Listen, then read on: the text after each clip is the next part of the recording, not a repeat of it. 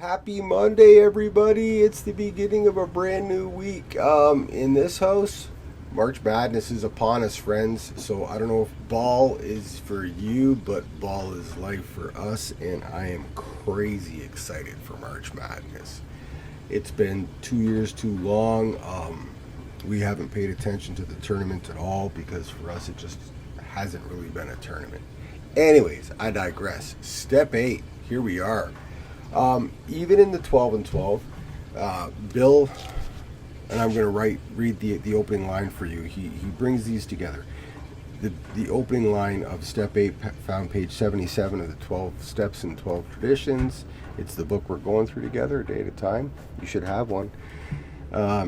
Steps 8 and 9 are concerned with personal relations. That's it. That's the opening sentence. So, let's backtrack a little bit, if you will. In steps 4 and 5, we've obviously pulled out the pen and paper, and we've done some work, man. We've figured some things out about ourselves, and we've also figured out that connecting with another human being, vocalizing this stuff, opening up the windows and the doors and letting the air and the sunlight in and doing the spring cleaning, and actually bringing that to another human being, involving another person, really makes a difference, man. It absolutely gives us a different flavor on how we're going to approach this healing process, this process of gaining control of our lives again. Steps 4 and 5, pen and paper and another human being.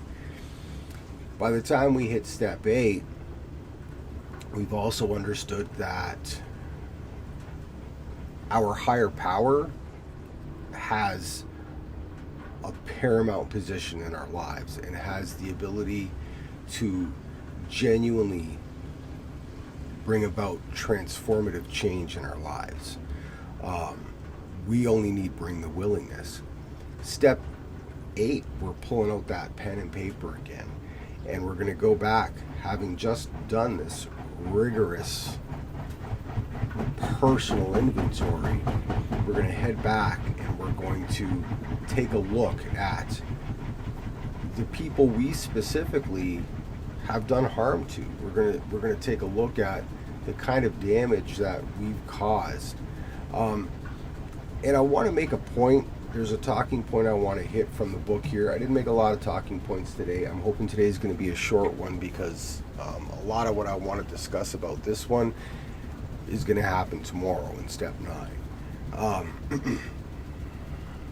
We need to do this with a calm and relaxed and thoughtful approach. I'm so grateful that Bill actually uses that language in the book, because this is a place where we don't want to beat ourselves up too much here. We don't want to, really do ourselves in. We want this to be a thoughtful, relaxed, and calm exercise. And at the same time, we don't want to heap too much on anybody else either. We want this to be a realistic assessment of people we've harmed, so that we can recognize that willingness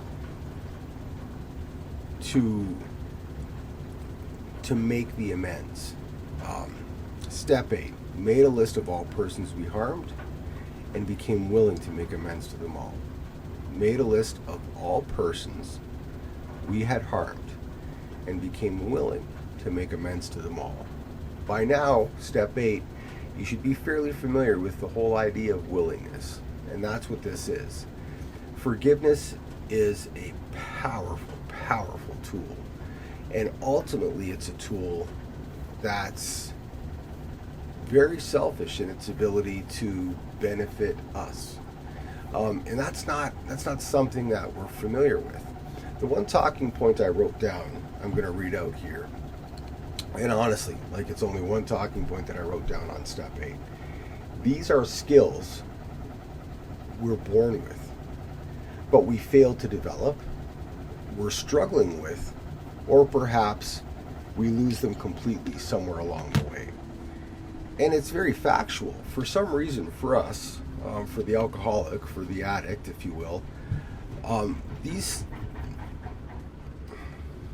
natural human skills just evade us at some point. We grow up in a scenario where they're not emphasized, we haven't developed them, maybe the environment we're in isn't conducive to developing these skills. Maybe they're just skills that we've always had and we've certainly been encouraged to use and explore, but we've just struggled for some reason. Or maybe there's skills that we've just completely given up on or lost along the way. But in step 8, we're talking about these human relations. In step 9, again, we're dealing with these human relations. And what we find is that we should be pretty clearly aware by this point, or at least on our way to getting there, that human relations have just baffled us. And this has been probably our single biggest stumbling block. It also speaks to why we fall into these behaviors. We become, abusive with our addictions, and we're either, drinking to celebrate or we're drinking for oblivion, one of the two. But usually human relations, or the relationships we have or fail to have, end up being kind of the main cause. And so what we want to do in step 8 is take this information that we've gained in step 4 and step 5, take the relationship we're developing with our higher power, that trust and belief in our higher power's ability that we learn about a bit more even in steps 6 and 7. And we want to take these lessons that we're really starting to get comfortable with, get that pen and paper out again, and look back and do an honest assessment. And that's why we need to be very, very diligent to approach this calmly, thoughtfully, and not be too heavy-handed in our judgments of ourselves or others. Just an honest assessment of harm done, and who those people were. And as we're doing this, as we're approaching this, especially if we're doing it with our sober buddies, we remember that willingness and that honest desire to make amends, to do what's right. Again, I don't want to beat this one up too much today. I imagine that this one's going to be a pretty short one because most of the conversation I want to have is probably going to land in step 9. So I'll hit you with this small talking point that I've made here in step 8. There's a couple, if I'm honest.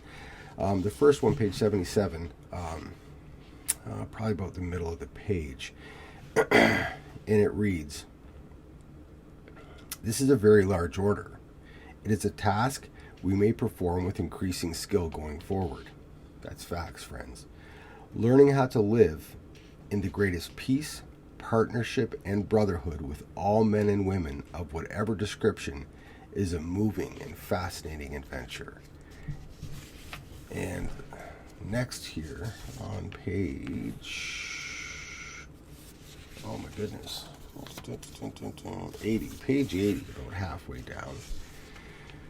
"Since defective relations with other human beings have nearly always been the immediate cause of our woes, including our alcoholism, no field of investigation could yield more satisfying and valuable rewards than this one. Calm, thoughtful reflection upon personal relations can deepen our insight." And then lastly, on page 82, the very last page, right at the top, "We should avoid extreme judgments, both of ourselves and of others. We must not exaggerate our defects or theirs. A quiet, objective view will be our steadfast aim." So there it is. I'm going to hit the stop button. I'm going to wish you guys a fantastic Monday and tell you how grateful I am. Step 8. Step 8's a beginning, strangely enough. At least I find it is. And I love the language that's used here. I'm going to say again, like I did yesterday, if you don't got it, get the book. If you haven't figured out, I'm trying to do this thing with you guys a day at a time. get the book and do it a day at a time.